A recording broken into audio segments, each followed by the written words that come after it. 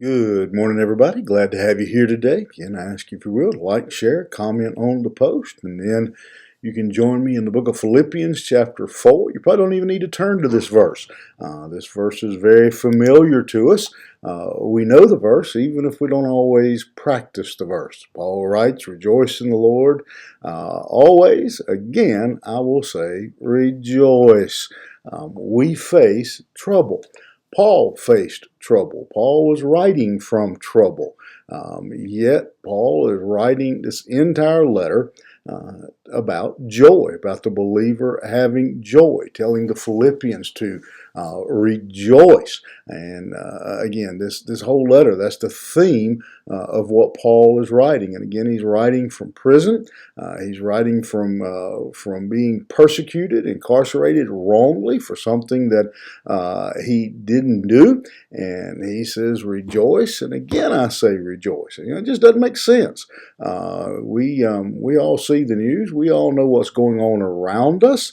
But what we have to understand is here the way to have joy is to choose joy, to choose to rejoice. Paul, again, he lays this out as it is a decision. We have to choose to rejoice. And I'll say it again in case you missed it. Rejoice. It tells us how important it is to Paul that the followers of Jesus Christ have joy in their heart, are a rejoicing people. And again, rejoicing is not the same as happiness. Joy isn't the same thing as happiness. Happiness comes from outside. Happiness is from what happens to you. Joy is what's happening in you. And in fact, the root of the word happiness is the word hap, and it's the word that means chance. And so there's a chance you may be happy today. There's a chance you may not. But you should always have joy. And again, oftentimes in the Bible, we do see godly happiness is talked about as joy. I'm talking about worldly happiness. Worldly happiness can be given to you and can be taken from you.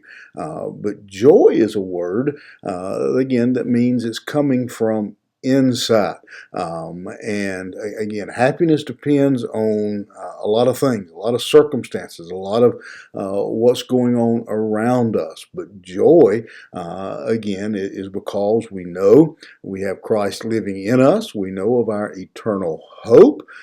Even if we're broke, even if job fizzles out, even if the kids are not listening, even if the marriage is on the rocks, even if the doctor gives us a bad report, we're not on an emotional roller coaster. We can consistently have joy, consistently be rejoicing.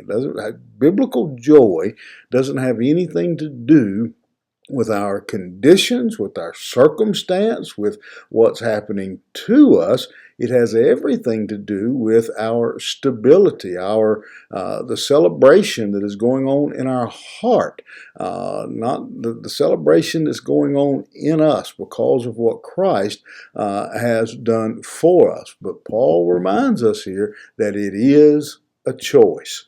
We can choose to rejoice. And that's why Paul tells us, he reminds us, rejoice in the Lord always. And again, I say rejoice.